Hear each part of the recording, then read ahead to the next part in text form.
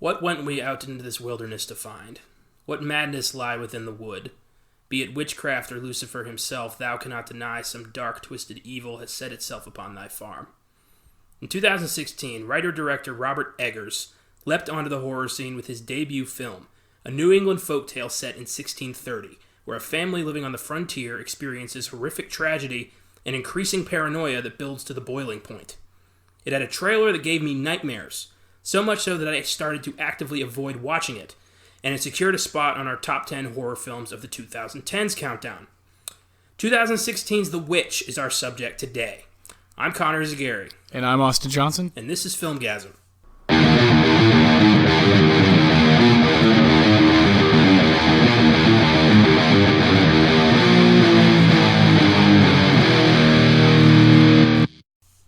October is over, regrettably, and with it our spotlight on Vincent Price. Had a lot of fun doing that episode, and we can't wait for next October, but here at Filmgazm, every day is Halloween, and the horror will never stop flowing. Oh, yes. That horror is especially horrifying today with The Witch.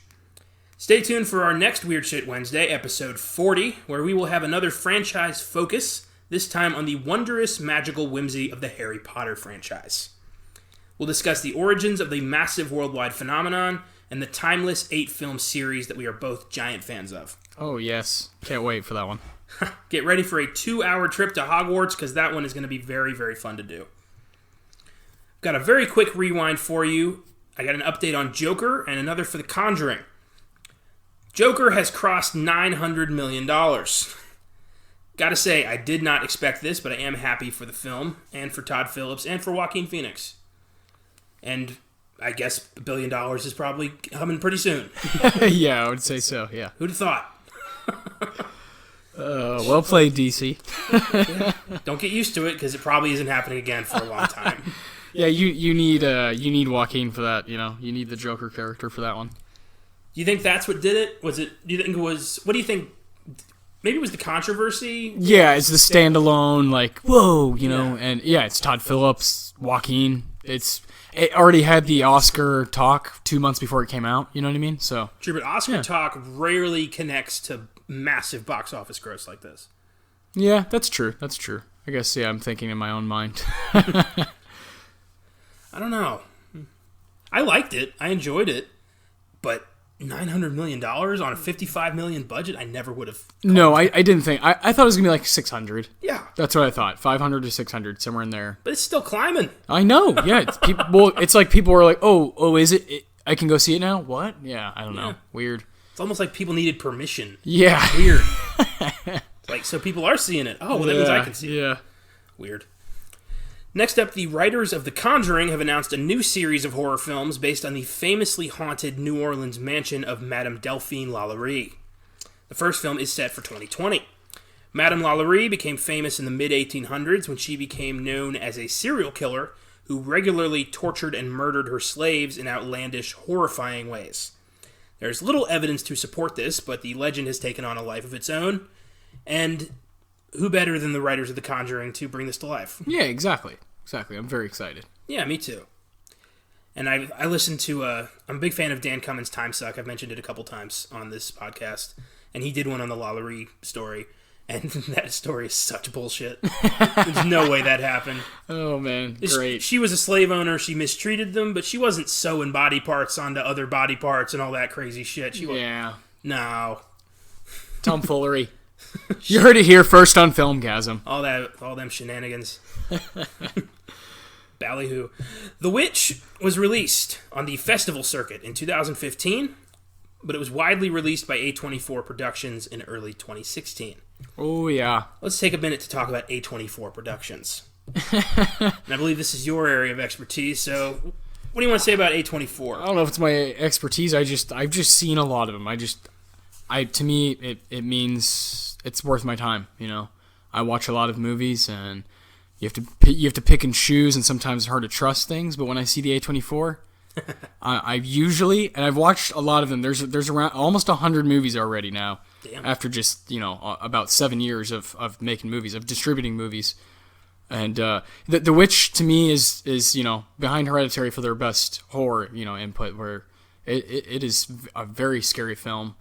And I think without The Witch, we might not have Hereditary. You know what I mean? That sort of that sort of a thing. Because this came kind of early on. You know, A24 came around in 2013 with movies like The Bling Ring and Spectacular Now. Super indie, super like aimed at like the youth. You know, and then stuff like this comes along, 2015, 2016, and changes things for A24, I think. Yeah. And it made a lot of money. This movie profited a lot. You know, is $4 million budget and made around $40 million. So that's incredible. Incredible stuff. And A24 is just on the rise. You know, Moonlight won Best Picture in 2017. So yeah, I mean, they're only going only about up. You know, we just did The Lighthouse. we're going to continually do their movies, and here we are talking about The Witch.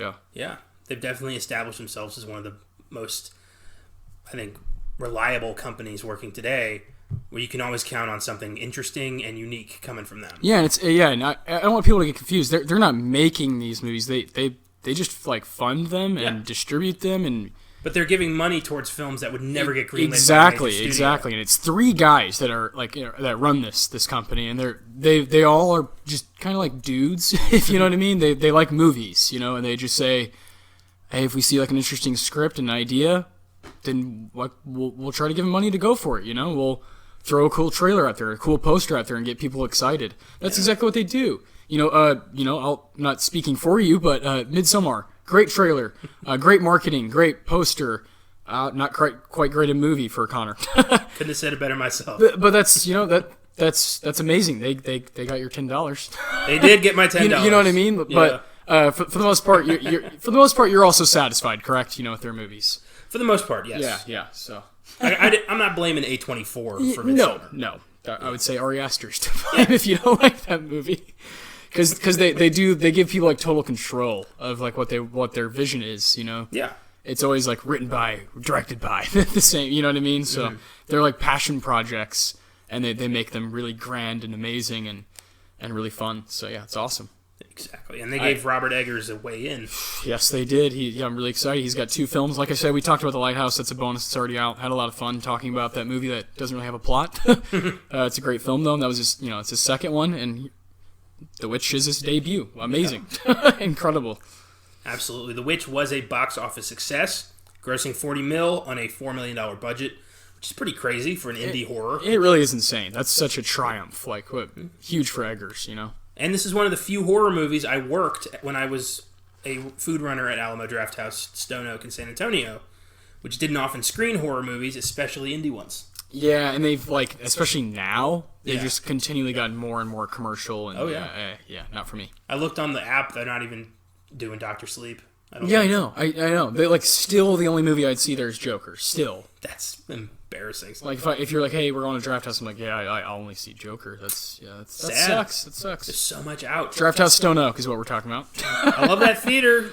I mean, yeah, Westlake's Park North, they're showing cool stuff, but not Stone Oak, man. Still my theater, but only really for blockbusters. If there's something weird I want to see, I gotta go somewhere else. Yeah, really, the only thing you'll probably catch me there for this year is Star Wars.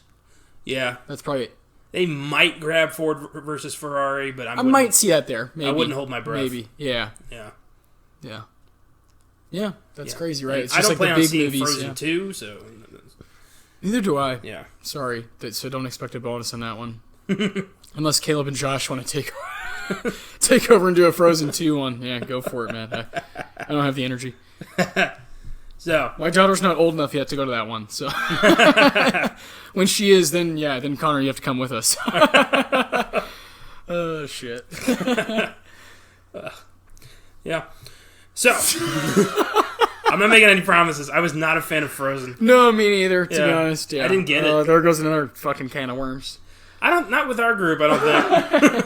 Well, no, I just think maybe, there might be people who listen here are like, oh, Frozen's good. I don't know. I feel like if there's a horror fan out there who's dedicated to this podcast and they have issues with us saying we don't like Frozen, that's more their problem than ours.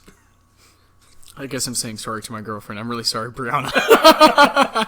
I was just trying to mask it, and Connor just, no. No. We are honest on this platform, goddammit. Here at Filmgazm, yeah. Truth be told. Oh, boy. The Witch was written and directed by Robert Eggers, who was inspired by his childhood fascination with witches since he grew up in New Hampshire, in the heart of New England. Eggers recently released his sophomore effort, The Lighthouse, which we do go in depth on in bonus episode 13. Check that out. Oh, yeah. Eggers wanted an authentic feel to the movie, so he shot with only natural light and candles, kind of like Kubrick did in Barry Lyndon. Yes. The score was done by Mark Corvin, who used atypical instruments to create a minimalist score with no discernible harmony or rhythm. And it's one of the main things that keeps you disoriented throughout, and I think one of the scariest parts of the movie. Agreed. The tones and sounds and textures of this film are definitely one of the most frightening parts of it. It feels like a snapshot into life in 1630. Yes, yeah. Yeah, his ability to, like, reach back into history now twice. It's really incredible. It's mind-blowing. I said it in the Lighthouse episode, but it does feel like he is making stories that are happening independent of any viewer. Yes. Like, we're just along for the ride. This was not made for us. We're just watching it. Exactly. Oh, man. It's incredible. Eggers. What a mind. The cast is stellar. Anya Taylor-Joy stars as Thomason, the oldest girl who is ostracized by her mother and driven to sin.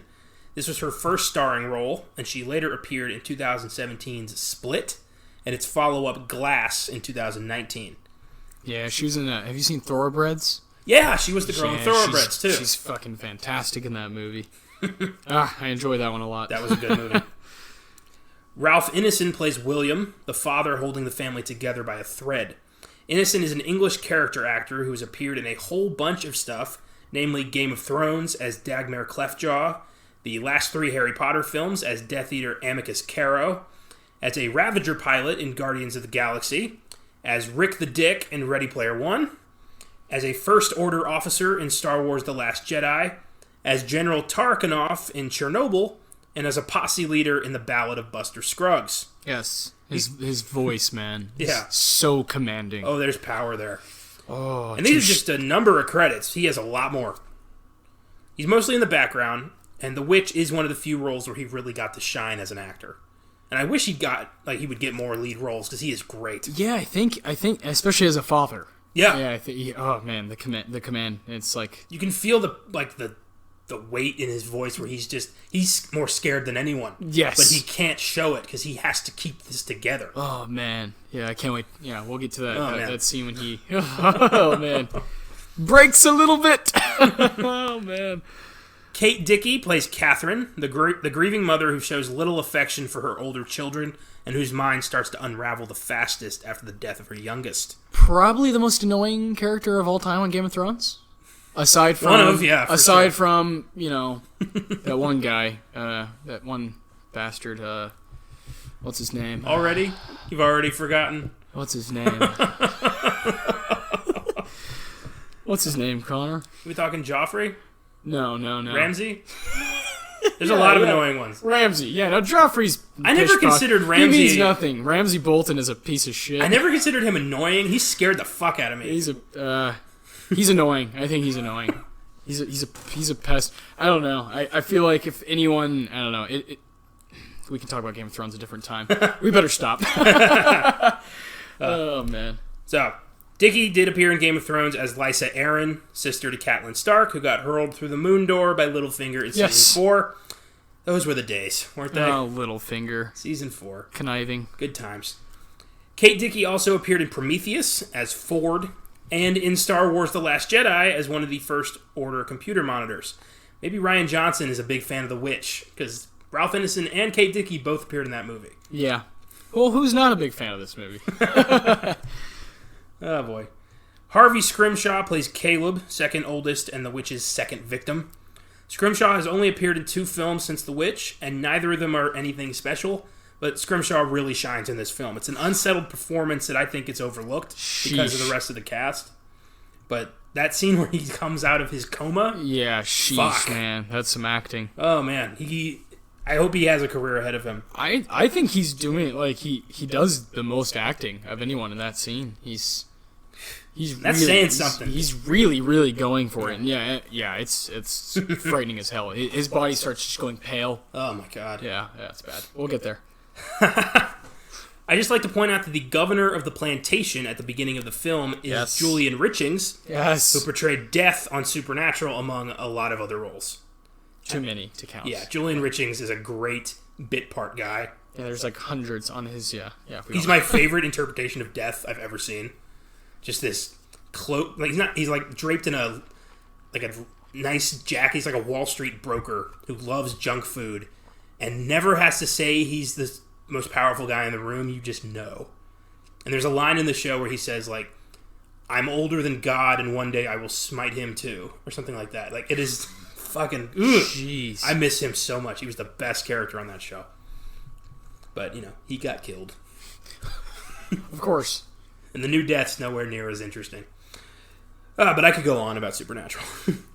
The Witch has an IMDb score of 6.8, a Rotten Tomatoes score of 90%, but an audience score of 58%. And I get it. This film's not for everyone. No. I know a lot of people who thought this film was boring, hard to follow, had no payoff. I disagree with all of that, but I understand. Yeah, and it takes I think it takes a couple watches to really grasp like that why the movie's so good. And yeah. I think when you start watching the movie unfold and you watch the family, they start talking over each other and they're getting really frustrated with what's going on. There's nowhere really to turn. I don't know. I think it takes a couple watches to really appreciate it. Well, and if you're the kind of guy who likes a horror film to be like, gory and blood and stuff jumping out, this isn't your movie. This is all atmosphere. There's yeah. It's not like a jump scare type thing. No. Yeah. It's very much trying to get your stomach, trying to get your stomach turning. And it does. Every time I watch this movie, I am so unnerved. I've seen it like 15 times now, and I fucking adore it. Yeah. I've watched it like because it's now a consistent part of my like October rotation. Around the Halloween time. That's why we're doing it right now. It's post Halloween, and November.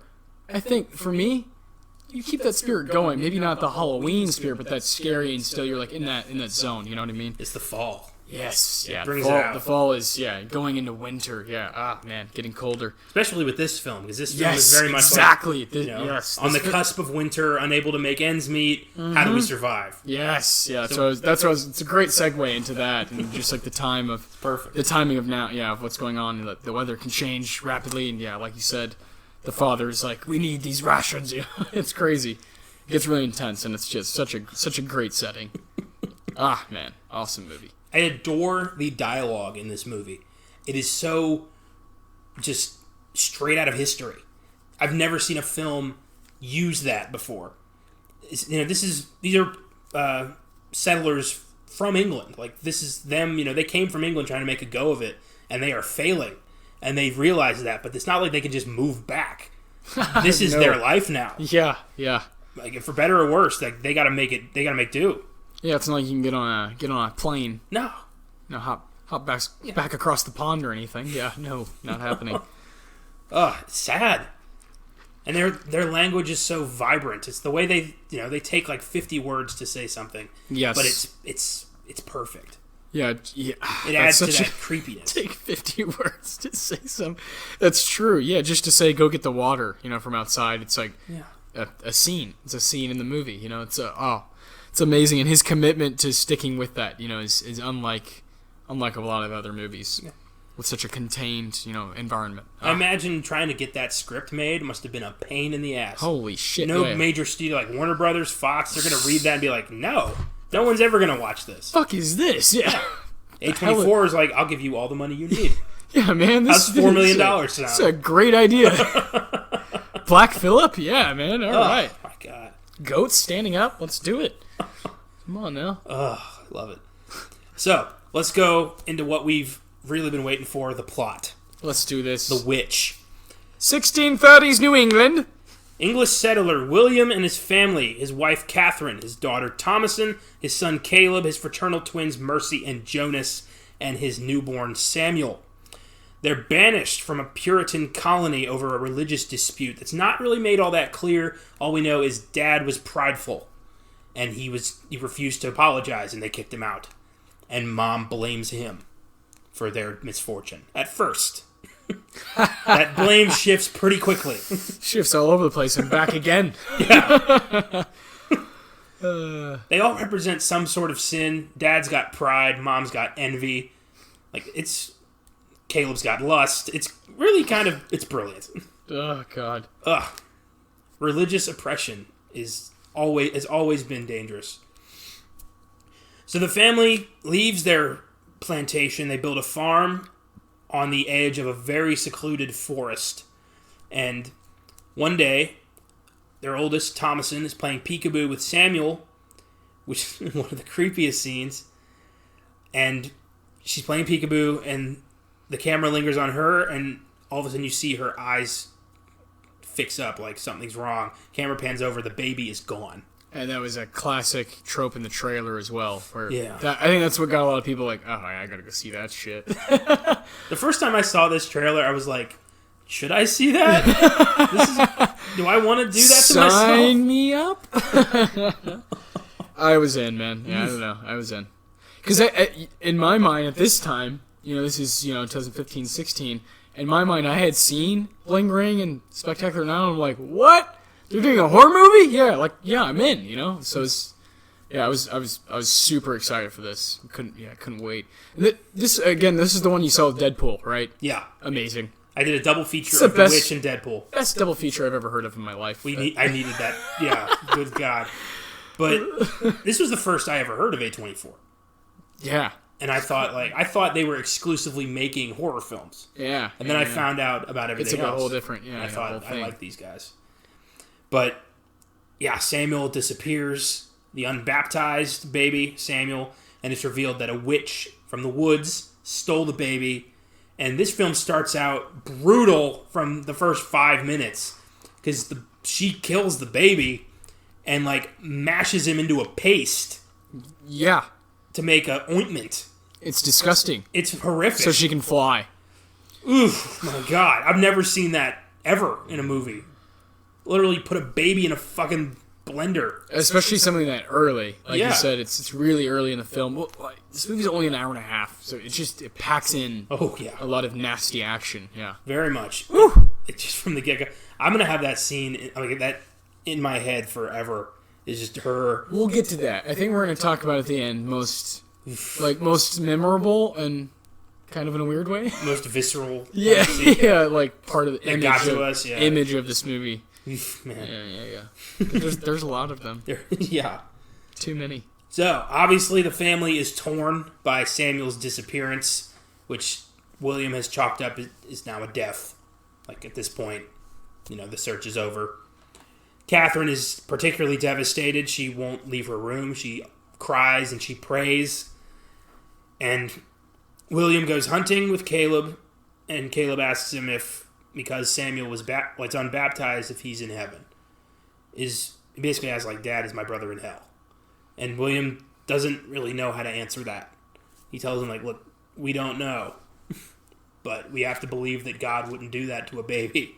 It's tough questions. It's super tough, and Caleb's at that age where... Yeah, but it's tough questions that you never see asked in movies that take place in the 1630s in a religious setting. No, not at all. Yeah, like you said, it's like timeless stories he's putting into... He can put them into any century. Yeah. Eggers can do that, and it seems like, it doesn't matter. He's finding ways to just have that humane...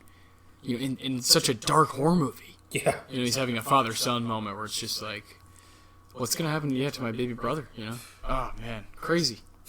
So frightening. Crazy. And while they're hunting, William tells Caleb that he traded his mother's silver cup for hunting supplies. It was her most treasured possession. It was a gift, an heirloom from her father. It's a valuable thing, yeah. It's all they had, really. And that night, Catherine questions Thomason about the cup and suspects her to be the reason Samuel was abducted. Which, god damn, man. No wonder this girl was driven to what she became. With that in your head? Oh my gosh. Your mother, who's supposed to love you unconditionally, tells you you're the reason your brother died? Well, and that kind of guilt that you can't, there's no way to escape, there's no way to go, you can't, who are you going to talk to about it? Yeah. Your two insane little siblings? You're not, Caleb? No. There's no neighbors. You have no friends. Yeah, you have no one to go talk to. Hey, my mom's being a bitch, she's saying this crazy stuff about me. There's no one there to be hey, it's going to be okay. No. She just has to deal with these things in her own mind. They got thrown out of their home. Yeah. Terrible. Yeah. Terrible. It's horrific. And Thomason says, I didn't touch the cup. William doesn't come to her defense. He lets Thomason take the blame for this, which is pretty fucked up. Super fucked up. And after the kids go to bed, the parents discuss sending Thomason away to serve another family, make some income to send him home. I think, if that's how it worked back then. I don't know. Yeah. Was there even wages, or was it just work till you marry the guy? Probably. Sad times. Yeah, and Thomason and Caleb hear this. Early the next morning, Thomason finds Caleb in the forest preparing to check a trap, and she goes with him after threatening him. And in the woods, the two spot a rabbit, and I don't know, there's something about that fucking rabbit. It freaks me out. They keep seeing it, and it's the way it's like it's looking in two different directions or something. Jojo Rabbit. Oh, man. That'll be, in a couple weeks we'll have a Jojo Rabbit bonus for you. Don't worry about that. Yeah. Great movie. Awesome. But, creepy. And it sends the horse into a panic, and the dog chases the rabbit. The dog Fowler. Caleb pursues. The horse throws Thomason off, knocking her unconscious. Caleb's lost in the woods. The cinematography right here. Oh, boy. Incredible stuff. Again, there's only a few people that this is happening to, these like horrible things, but it feels like it's so big. You feel like the stakes are so high and the camera's like boom, boom. And the horse, that part is really, you just like, no, fuck. Nothing can go right. Well, I think this film does a great job of showing evil. Yeah, domino effect, just constant. Yeah. Consistent, just poke. Like just something that is so ancient and so dark that it has complete control over you from the get-go. Yeah. Nothing you do matters. It owns you. The more you try, the worse. Yeah, it's really The terrible. witch, and to a further extent, Black Phillip, are in control the entire movie. Yeah. And it's so sad. 100%. Because they're, the way that the family reacts, they're playing right into their hands. Yeah. And they don't even know it. Exactly. Yeah. Well, because they're all fucking each other over. Yeah. They're none of them are realizing we have to stick together because this is not, We mentioned that in the Vincent Price episode when we talked about Witchfinder General, is, witch was the worst word in the 1630s. If you said that, your life was over. Yeah. Anybody mentions that, either a child to an old man, to no matter what the situation, you called someone a witch, that was it. That's death right there. Yeah. That's torture and death for your family, for your friends, your mother, your father, your brother, sister, your wife, anybody. And I was wondering when in this movie that was going to happen, and when it does happen, it's perfect. It's done so well. I know, man. Ugh. So Caleb's lost in the woods. He finds Fowler's body, disemboweled, the dog ripped apart. Disgusting. And then he finds a hut in the woods where a beautiful young woman emerges and seduces him. And, it's very similar to the mermaid in the lighthouse, where it's just noises ah! You're like, whoa, what the hell is going on? Personally, I'd be like, the fuck are you doing? But, Caleb's a little boy, and he is, Connor said, he's seduced by this person. Was it before or after this that... It had to have been, but it was before, because Caleb finds Thomason washing her father's things, and he's, checking out her chest.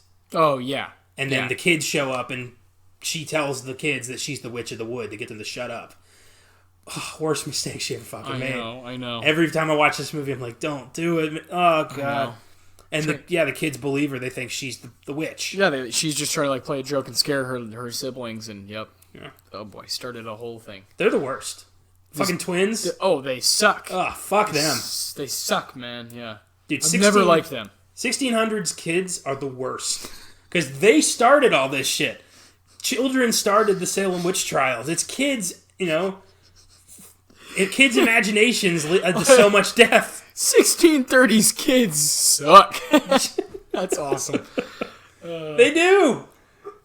There was no education. It was just, their heads were opened up and, they poured a Bible into it and they were just told, God is good, the devil's bad, and there is no in between. And if you see anything that's weird, it's the devil, and you need to tell everybody. Yeah, witchcraft. Yeah. Yeah. Ugh. It's of the devil. Yeah, exactly. God. Oh, boy. So, phew. Yeah. Back to Caleb. So he is seduced by this young woman, really hot. I would have been seduced as well. But yeah, but really? Yeah. I mean, yeah, if it was in a situation where it's like, yeah, I'm like at a bar. If I am like a 12-year-old, but you're just like in the middle of the sexually woods, repressed child in 1630s Puritan, I'm walking through the woods and I see the hottest woman alive walking towards me. Fuck everything else. I get it. Caleb, I got you. I understand. I don't know, man. I don't know. I don't know. Granted, the situation, yeah, but he's not exactly thinking with his brain. He's, paralyzed with fear. True, yeah. And, I just think, I don't know. I wouldn't be like, oh man, I'm horny. I would be like, holy shit, I gotta get out of this situation because I don't know what's going on, I gotta get out of here. I'll find another way. Maybe later, lady. I gotta get out of here. Well, also, it's probably like, witchcraft, some kind of mesmerizing stare or something like that. Yeah, well, it's a movie, so they have to have it, But it's just fun. It's just fun, but yeah. So the witch kind of comes, keeps coming towards him, and she grabs him after her arm becomes old and decrepit, like the real face of the witch. And William finds Thomasin in the woods, takes her home, while Catherine angrily chastises Thomasin for taking Caleb into the woods. And that's when William reluctantly admits that he's the one who sold the cup. Yes. Just to take some of the heat off Thomasin. But Catherine doesn't allow Thomasin the chance to explain, like, what the hell they were doing in the woods. And as far as she's concerned, she's lost another child. Yeah. To the woods. Because of Thomasin. Take Caleb to the wood? Why would you do that? Oh, man. So good. I'm glad they have English accents. Oh, yeah. Yeah. Yeah. Because usually, like, you'll get the Patriot or something. It's American accent. It's tough, yeah. Because this is just better, yeah. it makes sense, It just makes more sense. They're from England. Yeah. Yes. They've only been Americans Settlers, for like a couple of years. So later that evening, Caleb finds his way home. And he ends up, they find him naked in the rain, delirious and ill. Thomasin discovers him, that's important. He awakens the next day and he spits a bloody, look like an apple or a cherry or something from his mouth. And that's when Catherine believes it to be witchcraft. That's not normal, even in the 1630s. You don't just spit up fruit. And Caleb is in a coma. He wakes up and passionately proclaims his love to Jesus before dying from something. Like the most frightening scene of the movie. It's really unnerving. It's fucking incredible. And the two little twins are just like laying down. You think they might be like dead for a minute. Thomasin is just like, what the fuck? Yeah. The kids are swept up in the hysteria. It's what happened, They're convinced that something's evil here, so they, act like it. Yes. It's horrific. It's so sad. And the twins then accuse Thomasin of witchcraft. Yes. And that's all they had to say. She gets zero chance to explain herself, and even when she tries to, the parents think that she's lying to them. Ugh. It's so fucking frustrating for Thomasin, man. Oh, man. And Thomasin reveals to the parents that the twins have been talking with Black Phillip, the family's old billy goat. Black Phillip tells them things. Yes. And Black Phillip. You look at the lyrics of their little song, and they're clearly talking about the devil. Oh, 100%. No, absolutely. Yeah, undoubtedly. So William doesn't know who to believe. Who killed my son? What do we do? So he locks all of his children in the goat house, as you do. I wouldn't, I don't have kids, so I can't say if that's overreacting. No fucking around, all right? We're just all gonna... Just get in with the goats, goddammit. Yeah. I don't know, that doesn't really feel right, yeah. I was just trying it out to see if it felt right. It doesn't feel right. I'm surprised he didn't just take a fucking axe to all of the kids. Because that's the level of crazy that he's reaching. Yeah. Because Thomasin gets really pissed off and says, mom. The mom is... Well, Thomasin especially tells William, you can't provide, you can't hunt. What good are you to this family? Yeah. And she's emasculating him, and William's like, hold thy tongue, and calls her a bitch and throws her on the ground. It's crazy. This family is disintegrating. Yeah. Oh, man. All because of a goddamn goat and this old witch. Yeah. If there even is a fucking witch. Yeah, well, yeah, that's part of them. It can very much be argued this is all in their head. It's brilliant. Because initially the family thinks a wolf took Samuel. Either way, they believe something. Yeah, either way, By the end of the movie, they believe something's going on. By the end of the movie, they're all fucking dead. Yeah. By the end of the movie, never mind, we'll get there. So, outside the goat house, Thomason overhears William break down and confess to God that he has been prideful. And he made their family leave the village out of stubbornness and pride rather than sincere religious devotion. Shocker. Yeah. And then later in the night, the three children, after admitting to each other that, nah, we're not witches. Now they're like, yeah, sorry. Yeah. So the kids are woken by the sounds of rustling in the goat house, and they see an old woman drinking milk from the goats. Whew. Yikes. This scene got to me. And the half turn, yeah. She just starts cackling. Oh, man. Jesus. Inside the house, Catherine awakens to a vision of Caleb holding Samuel. The ghosts of her child. Children. That's the word. After a brief discussion, Caleb offers Samuel to Catherine so she may breastfeed the baby, but in reality, the baby is in fact a crow that is pecking away at her breast. Which is, that's like when Caleb's screaming, a raven, a crow, a goat. Yeah, and you're like, oh, God, this is all connected. It's frightening. Comes to this peak. Yeah, peak. Of the kid is just trying to give them a warning. Yeah. Do not seek the treasure, or something like that. You guys are going to die, yeah. Oh, my God. Why is it that Kate Dickie has been typecast as breastfeeding? It's a weird thing to get typecast as. She's just okay with showing her breast, I guess. I don't know. How'd they do the crow thing? Because that looked really too real. It like hurts me. Yeah. I don't know. Is that weird? I don't know. I have nipples. Could you milk me? One day. Meet the parrots. One day we will. One day a bonus will come. Don't know how, but it will. Fucking great. So, obviously, the entire family's losing their fucking minds. The next day, William wakes up, walks outside to find the stable destroyed, the goats have been ripped apart, the twins are gone, and Thomason's the only person lying there with blood on her hands, quite literally. I mean, come on. What in the hell? How the fuck do you explain that? That's just not well, fair. I was, shit, I don't know. Yeah, cuff me. I know not what transpired here. Bullshit. So Thomason wakes up, and William's going to react, but Black Phillip runs into screen and gores him. Ugh. Gets one of his big old goat horns into his chest. Yeah. And he falls into the woodpile, dies. Yeah, done. An unhinged Catherine, who is now obviously blaming Thomason for everything, tries to attack her. And the bleeding nipple. Yeah. Ugh. And Thomason grabs a spade or something and stabs Mom in the head like 3 times. It's crazy. Oh, the noises. Ugh. Oh my God. This climax is like... It all happens at once. It's insane. It's like a 10-minute jaunt. Just, And now Thomason is it. She's alone. And she's, destroyed. Mentally, spiritually. She's broken.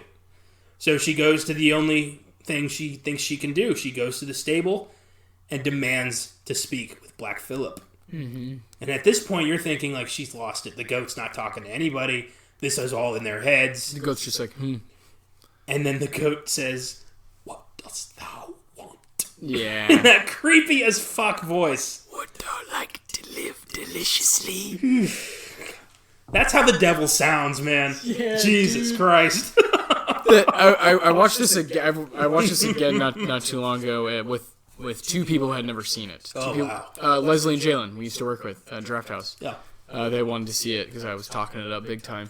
And she was like, "What's going on?" And I was like, "That's fucking Satan." It's crazy, man. This movie's insane. She was like, "Oh my gosh." She's like, "Yeah, that's what he would say." I'm like, "Yeah, I agree."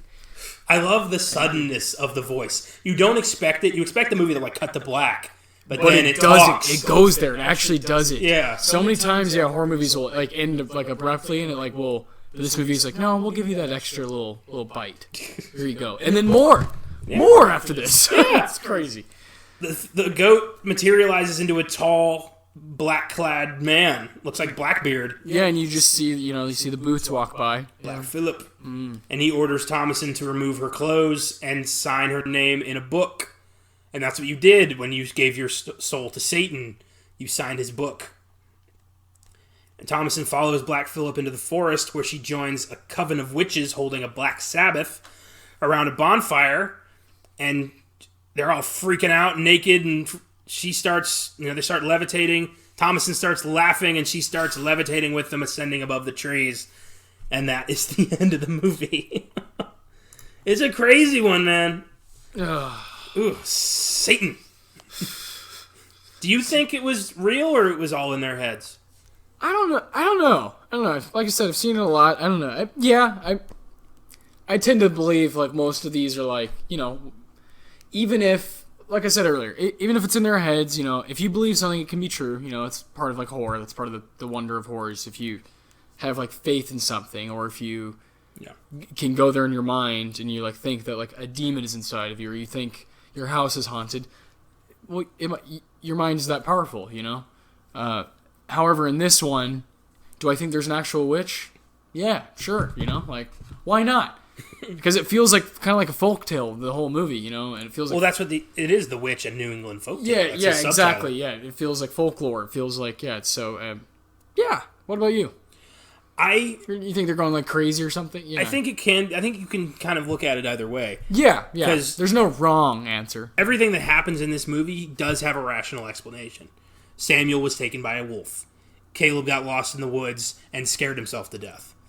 Mom and the bird... It's really cold outside, yeah. Mom and the bird probably didn't happen. Mom just probably lost her mind with grief. Dad, same deal.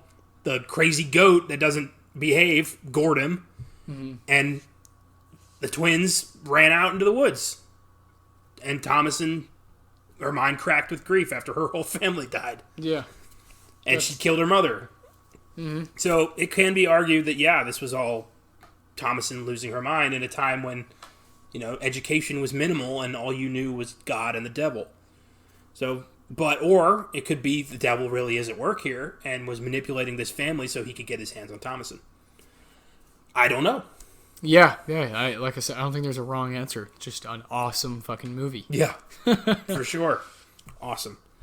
So let's go into some Filmgazm facts on The Witch. Number 1. In one shot, corn can be seen with signs of ergot, a hallucinogenic fungus that many attribute to real-life stories of possession and witchcraft. So the corn, it has a hallucinogenic fungus on it. There's another big clue that this is all not happening. There you go. Yeah. There you go. Number 2. Stephen King has stated that he was terrified by this film. I mean, could you ask for a better endorsement? There you go. Yeah. Number 3, the Satanic Temple has endorsed this movie and hosted several screenings of the film. Their spokesperson, Jex Blackmore, addressed the film as, quote, an impressive presentation of satanic insight that will inform contemporary discussion of religious experience. The Satanic Temple. Number 4, ironically, the breakout star in this movie, along with Robert Eggers, the director, is Black Phillip the Goat. The production team even put together trailers built around Black Phillip, and there are buttons with his famous quote, "Do you want to live deliciously?" and other Black Goat paraphernalia all over the place now as a result of this.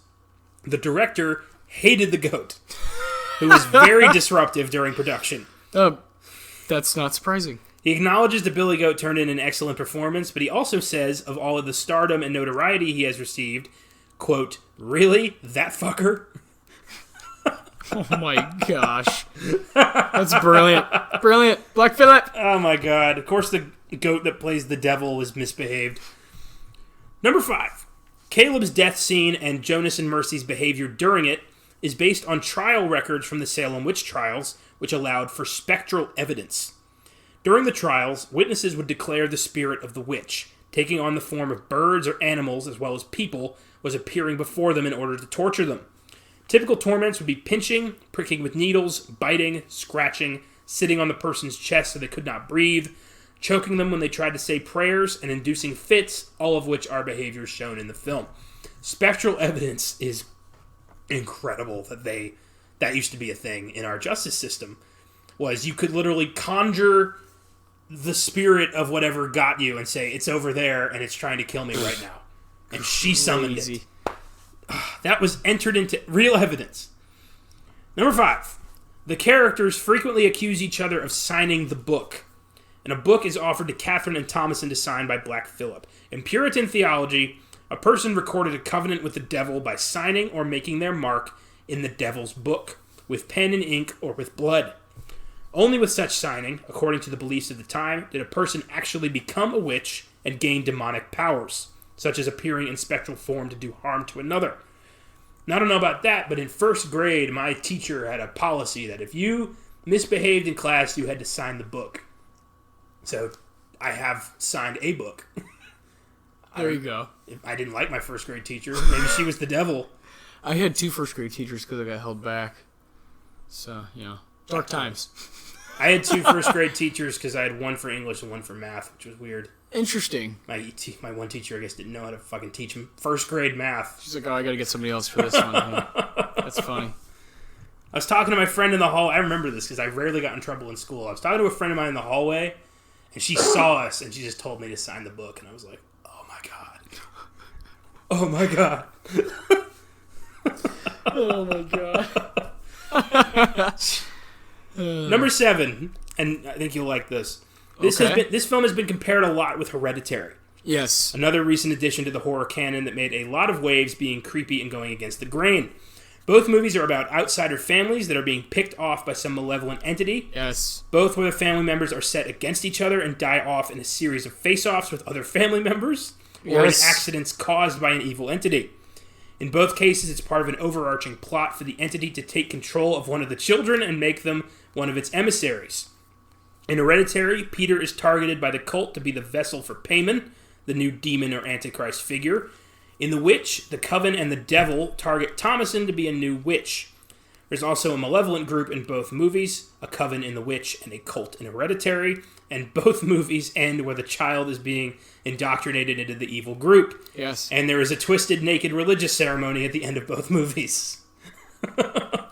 Yeah, A24 has no problem with naked people in their movies. But I never made that connection. There are a lot of similarities. Yeah, I think there's a reason they're both so great, is they're very confined, simple, dark, twisted movies. Sure, but I do think Hereditary pulled it off better. It's a little bit better, I think. Yeah, for sure. Yeah, I adore Hereditary, yeah. Oh. Recent notification, Dr. Sleep is indeed playing at Stone Oak Draft House. Oh, there you go. Sorry, guys. But still, you need more stuff. You do need more stuff, for God's sake. Jeez. I give The Witch an 8. Oh, wow. I give it a 9. Yeah. It's close. It's close. It's close to that perfection for me. It's a vastly unsettling movie that does get better each time I watch it, and I think one day it will be a 9. I adore this movie, man. And The Lighthouse made me like it even more, when you tack on something that's just also really good. Yeah. It just gives me more respect for you. What pushes it into a 9 for you? I'd say why is it not a 10 in my mind? Oh, yeah. I'd say the reason it's not perfect is probably the simplicity. Like you said, Hereditary pulls it off better. I think Hereditary is just a little bit more scary, maybe a little bit more. Yeah, kind of hits your heart a little bit more. I think Hereditary is scarier, but The Witch is creepier. Yeah, a little more maybe unsettling. They're both unsettling as hell. Absolutely. They're both very hell-like movies, Yeah. The Witch. I think there's no weakness in the performances. I think Eggers with The Witch and The Lighthouse, simple, not a lot of plot there necessarily, just kind of things just kind of crumbling, And yeah. I really really like that, and I'm super excited for this guy. And I'd like to bring up the bonus that we're going to be doing for this. Yeah, what are we doing for Friday? I decided A24 is really cool. Let's find one. We went with First Reformed. First Reformed. Paul Schrader, legend. fucking wrote Taxi Driver, Raging Bull. This guy's a legend. First Reformed he wrote and directed it. Ethan Hawke stars in it. Amanda Seyfried. It's a really, really, really methodical and good movie. It's another film about faith and how it can how it can consume you. Yeah, I like. I chose it because it is centered around faith. And The Witch. Movies like that fascinate me because I grew up, in church and had faith. I was part of the Christian, church for a long time, growing up and stuff. And those movies fascinate me because you place like someone in a certain setting, certain time and place, and you think about, well, if they're acting against God, against the Word of God, like in The Witch, think about what they're thinking in the 1630s. You know what I mean, man? Like, if they're like, oh my gosh, we're going against the Bible. This is, there's no phones, there's no like social media, there's no like, it's gonna be okay. There's no outlet. It's just fucking, they're just crumbling. Yeah. And that's really amazing to do. Yeah, man. First Reformed to me is the perfect bonus for The Witch. And it's also something you hadn't seen yet. So I'm glad you got to cross it off your list. Me too. I've always wondered about people in that time. Like, I know that 90% of the Salem witch trials were wrongfully convicted innocent people who were murdered, but that had to come from somewhere, which means that there were, at some point, there had to have been people who did worship the devil. But how do you, if that is all you know, if God is literally all you know, how do you justify worshiping the exact opposite, like the purest evil in existence? How do you join up with that team? Like, what is going through your head? What have you lost to get to that point? I know, man. It's crazy. Like, you have to, your faith has to be not only shaken, but just obliterated by some horrible, like you lost a child or something, that drives you to want to worship the devil and fight for him. When all you know is God is good. In this time, there was no, there weren't any movies. There was very little literature. No, it was just good and evil. It was the Bible. Yeah. That was your entire life. I don't know, it's just fascinating to me. And trying to interpret, man. The Bible is such a fascinating book. It's like hard to comprehend, hard to digest for any person, much less someone who doesn't have the internet and friends and people to talk to. Like, hey man, what do you think this means? When you just have your siblings and your mother and your father who are like all sort of throwing this down down your throat. It's insane. I understand why Eggers wanted to make a movie like in that environment with just this family, and Ari Aster wanted to make a movie like with just this family, with this thing just tormenting them. It's the best way to make a horror movie, in my opinion. Is same thing with like The Shining. It's just like a haunting, just fucking hone in and just attack this. Less is more. Yes, less is more for sure. Oh boy, what's the most the image when you think of The Witch? What's the image you walk away with? The image I walk away with is always just the old woman mashing the baby. Oh, it's so tough. It's the most horrific thing I've ever seen in a movie. I actually think of the very end. I just think of her above the tree. It's a great image. It's such a beautiful image. And she's a beautiful, beautiful actress, and she's floating above this divine, this forest that's just that means so much evil to us now as a viewer. You know what I mean? Yeah. You're like, oh, that's hell, man. Like, the woods is hell. You don't want to go in there. So, it's... Oh, what a brilliant, brilliant film. The look of ecstasy on her face where she's just like, she's free. Like... Well, she's like a part of something over here. With people who are like-minded and are like, yeah, let's do this. We're together. Her family's terrible. Yeah. They blame her for everything. Oh, man. It's tough. And you could say that like religion... You could say that, like, Eggers is trying to say that religion, when you, like, push it down someone, especially the youth, you push it down on them, it's going to fight back harder. I've seen it firsthand, I've seen it with friends and myself and stuff, where it's just, like, you kind of lash out maybe at some point. Maybe he's saying that, like, these kids just kind of exploded, They were, like, losing their minds, and, like, it's really crazy. You can interpret it in so many different ways. Love it. Oh, that's a great horror movie, It's one you can talk about forever. Yeah. And I think The Witch is going to be there. And would we have it on our on our list. It's like number 4 or 5. Yeah, somewhere in there, right? On our top 10 horror movies of the decade. Yeah. And it's a horror movie through and through. It's beautiful. So here's Filmgazm contributor Kayla Legger's thoughts on The Witch. Nice. If there's one thing bugging me about modern horror, it's the studio's reliance on cheap jump scares. I'm not in the minority, though, as more recent filmmakers have opted for a different type of horror. Ones like The Witch, for example. A movie that I found quite unsettling to sit through. Thank God for the palate cleanser that was Deadpool after. This is a film fueled by tension, paranoia, and unease as you watch this family unravel as the film progresses. Another element that helps is the authenticity of the dialogue, with the characters talk in Old English. The Witch is a solid start to a change in studio-backed horror, one where atmosphere is favored over cheap jump scares. 8 out of 10. Thank you for giving your 2 cents, Caleb. And I agree pretty much wholeheartedly. I remember seeing this with you and Deadpool on the same day. That was a good day. Such a great double feature. So jealous. So, let's dig into what happened this week in film. Here we go. Got some cool stuff. There is a Bee Gees biopic in the works from the producers of Bohemian Rhapsody. They're just waiting for surviving member Barry Gibb to sign off on the Bee Gees story and music rights. And I fucking love the Bee Gees. Oh, me too, man. I would love. Fuck yeah. I would love this movie. You can't tell by the way I use my look. Yeah, they're great, man. More than a woman. That's gonna rock. I'm very excited. I don't know how the hell they're gonna get to sing that high. Like, we'll see. We'll see. But yeah, you think they're gonna call it "Staying Alive"? I fucking hope not. I hope they do something with some nuance. You know, like something different, not a fucking song title. I don't like that. I don't like the title Bohemian Rhapsody. That's. I get it. I get it's going to get more people in the seats, but I would have preferred something unique and different. I would have called it Killer Queen. I wouldn't have gone over... I think just picking the hit song doesn't work. Although Rocket Man worked. Made sense for the time. And it's fine. Like it's gonna work. You know, if you use like one of their big songs. I just prefer something different. I don't know. I want them to call it Nights on Broadway because I love that song. That'd be pretty cool. Blaming it all. That's a cool title too. Yeah. I thought Bohemian Rhapsody just wasn't a good title for a movie. I agree. I had issues with that from the start. Oh, well, here's hoping. Bee Gees biopic works out.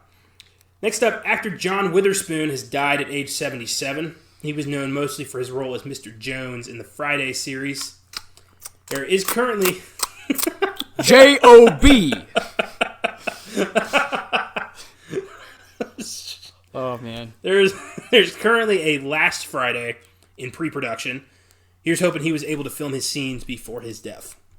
Hell yeah, because it ain't Friday without John Witherspoon taking his shit and talking to Ice Cube. It's just not Friday. Oh, man. Legend. Next up, Marvel has announced Ant-Man 3 for 2022, with director Peyton Reed returning. Additionally, Sony has announced Spider-Man Into the Spider-Verse 2 for 2022 as well. Mm-hmm. Sony just... They always got to be starting some shit.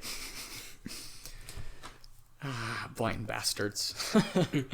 Warner Brothers has begun production on Fantastic Beasts 3, set for 2021. Yeah, frustrating, because I hate when... I still haven't fully watched the second one. That sucks, you know what I mean? Yeah. Because we're doing Harry Potter later this month.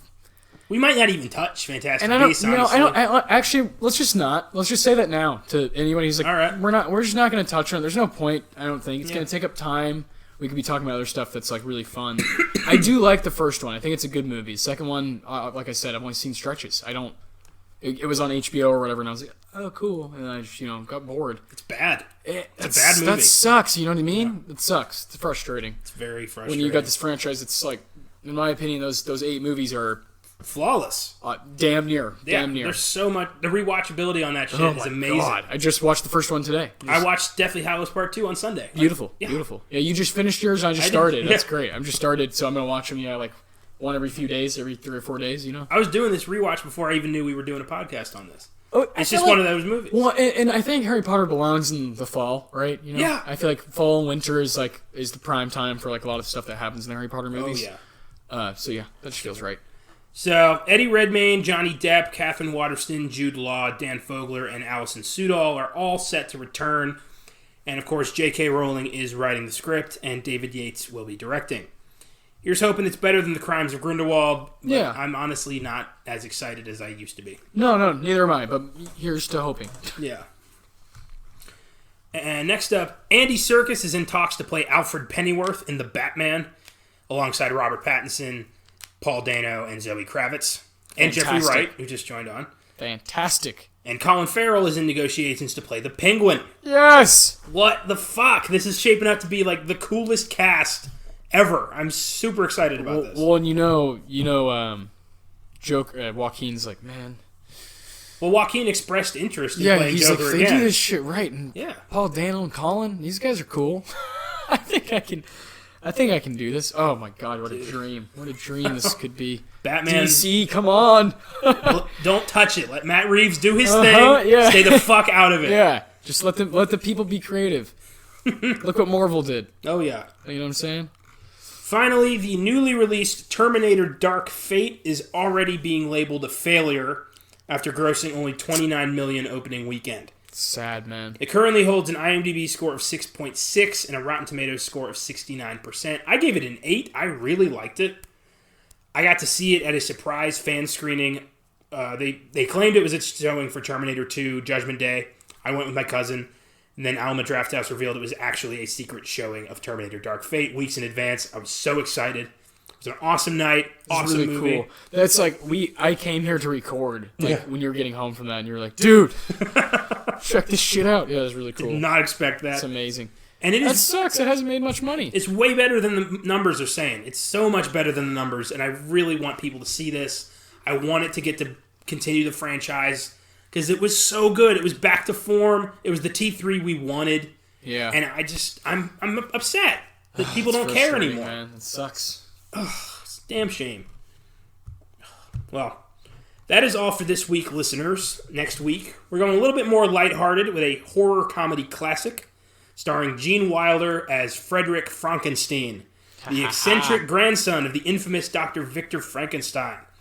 I would say it's Mel Brooks' masterpiece, 1974's Young Frankenstein, co-starring Marty Feldman, Terry Garr, Peter Boyle, Cloris Leachman, and Madeline Kahn. One of my absolute favorite comedies of all time and a good excuse to get some laughs on this podcast. Until then, stay out of the woods and don't sign your name in Black Phillip's book. See you Friday.